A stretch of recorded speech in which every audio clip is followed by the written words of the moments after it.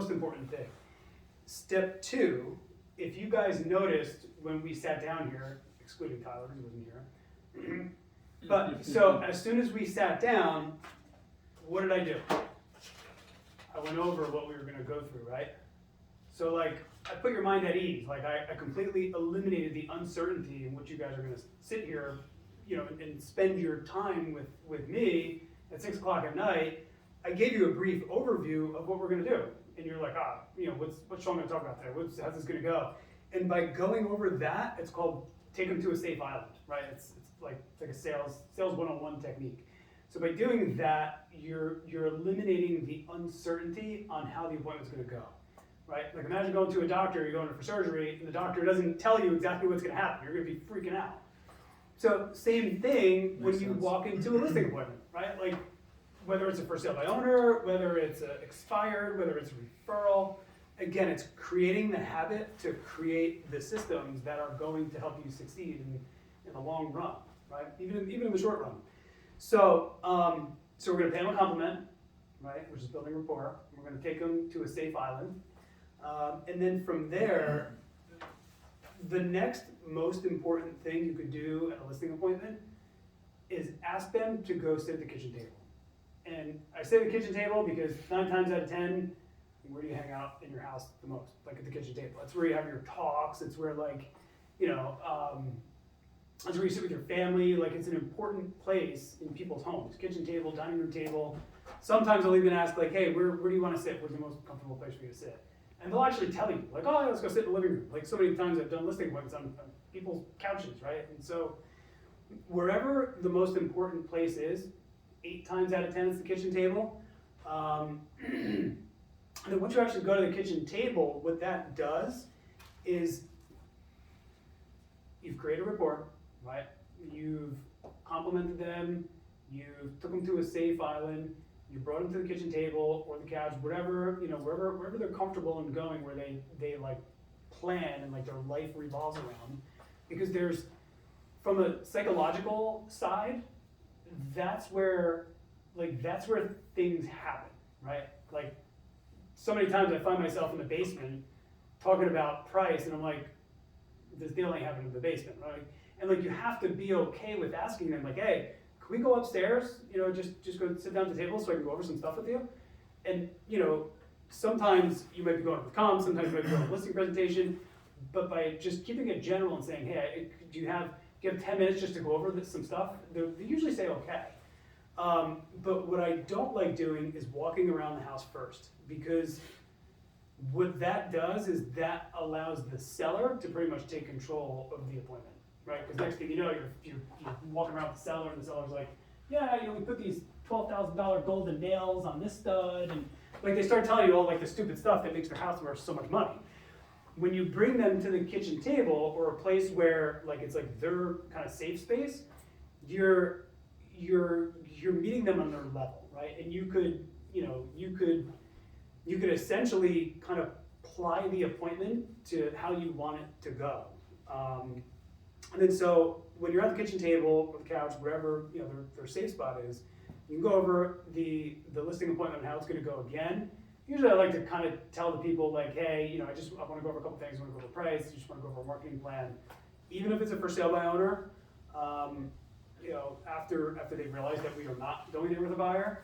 And then so once you're at the table with them, what you can do, like I make it a goal. You guys been on a listing appointment with me, like I make it a goal to keep my laptop in my bag for as long as possible. Like this is a distraction. Comms, they're a distraction. Listing packet, distraction. This to this, like eyes to eyes and like human connection, that's where they're gonna tell you everything. That's where it's like diarrhea in the mouth, right? Like ask the questions, where you going, you're staying in town, you're going out of state. Like that is one of the best lines you can ever use, even when you're on the phone prospecting. You're just saying, hey, where are you moving to? They're gonna think you're a creep, right? Like are you a stalker? You say, hey, or where are you moving to? Are you staying in town or are you moving out of state? You're creating a multiple choice question in their head, and their brain is forced to answer, right? So they're gonna tell you, oh no, we're moving out of state. Okay, great, where are you going? Oh, we're going to Florida. Cool, the last like 6 listing appointments. I went on, everybody's going to Florida. And and so you build off of it from there. So that's, once you're at that table, again, like you guys know, like my goal is to really peel back and see what the intentions are and what can I do to really peel the onion back and really find out if I have a shot. So there, like I'll usually ask like, what's your time frame, what's your timeline, like where are you really, when are you really looking to be where you want to be? Right? And by asking direct questions like that, they're going to tell you, right? I'm in no rush, or I'm going to be there. I really want to be in Florida in July once the kids are out of school, into June, and from there, that's when your sales skills start to kind of kick in, right? And then you go over the questions, right? How long do you want to be there? Or how long, when do you want to be there? Have you been on the market if you're for sale by owner? Have you been on the market for a while? I tell people all the time, like, I haven't even looked at the property on Zillow, right? Like the question comes up, do you have a buyer? Blah, blah, blah. I haven't even looked at the property on Zillow yet. What does it look like? And then let them show me, right? Like let them show me on the app before we walk around. You want to find out how much they own the property, how long have they been in the property for, the typical questions that you probably should ask before you even go on the listing appointment, but it's a lot easier. It's a lot easier when you're in front of them to ask it then, right? When you're not in front of them, you just want to get in front of them. So these are all questions I ask up front anyway, and then I ask them again when I'm there. So like even like if someone's like, wait, I remember when we first spoke, you said I asked you where you were going, but just refresh my memory. Where are you going again? And then they'll tell me, hey, we're going to Florida, blah blah blah. Right? And you always want to be interested in their life. Like there was FORD here, which is Ford, which is family, occupation, recreation, and dreams. So that was written on here.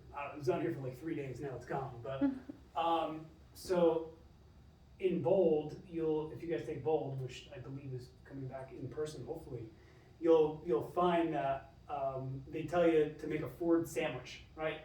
You say hi, say hello, nice, friendly, how are the kids, blah blah blah. So then you go into family, which how are the kids? Would be family, occupation. Oh, are you still working at blah blah blah? How's work going for you?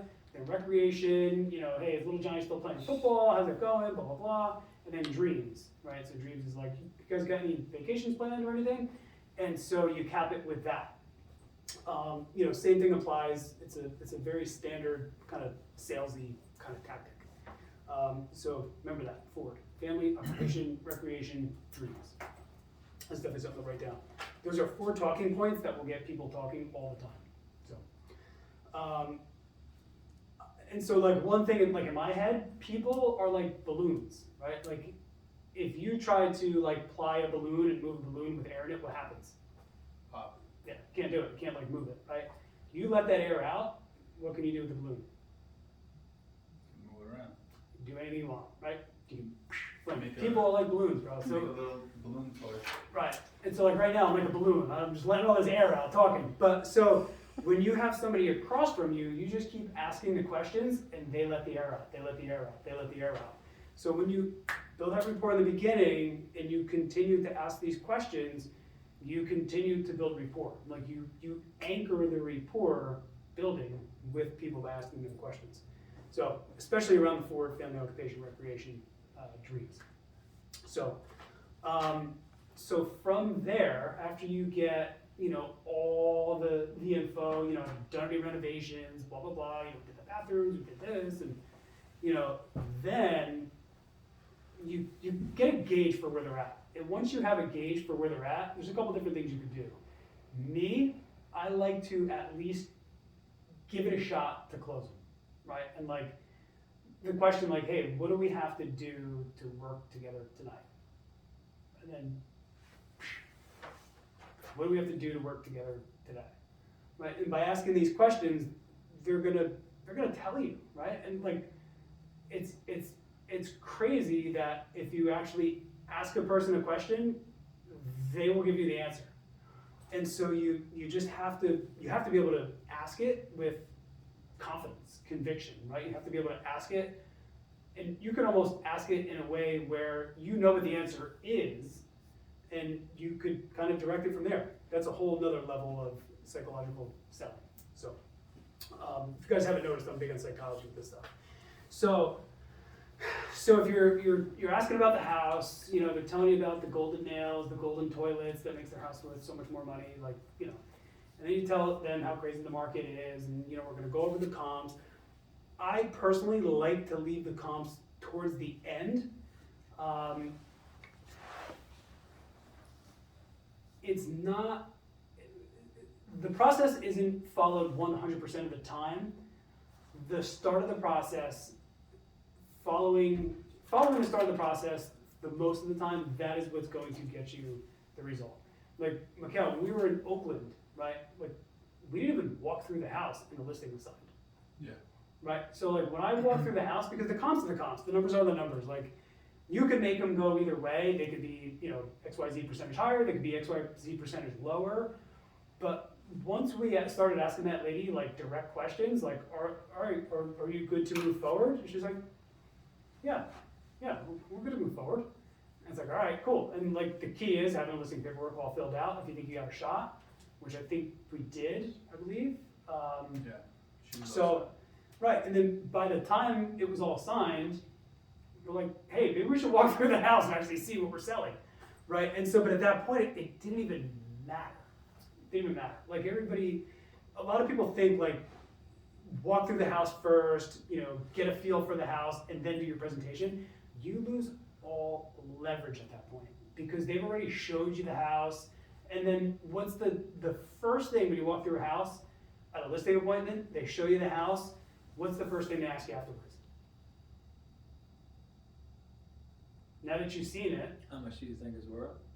yeah, Right, yeah. you're screwed. Because now you're like, all right, shit, now I gotta pull up the comps, right? Now I gotta pull up the comps and I gotta show you what it's worth. And now you're on your heels.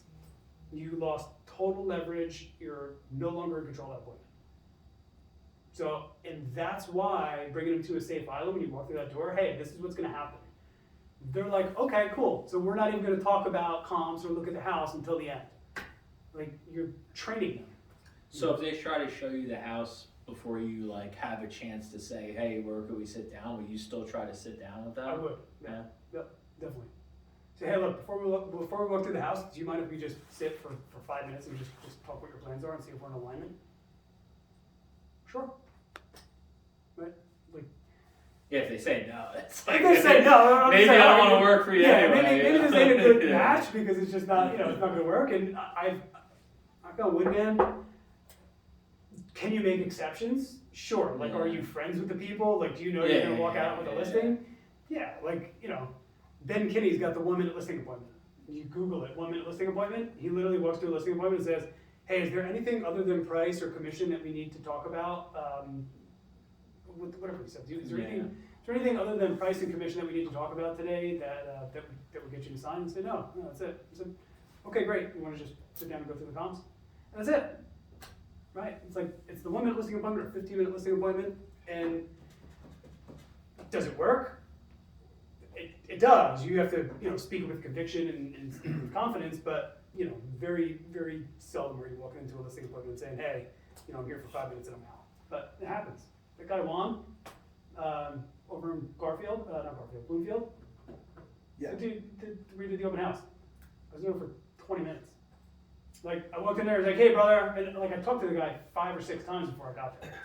So, He was pretty chill. it was freaking awesome. Cool His dude. brother. Yeah. His brother. A lot of horses. Right. Yeah, he's, That was a little weird. yeah. Every room. Every room has horses. Oh, And really? he's actually, he's pivoting, he doesn't want a horse farm anymore. So, Oh, he's like obsessed with them? Yeah. He's got horse statues in every room. Like Living in the wrong area of the state for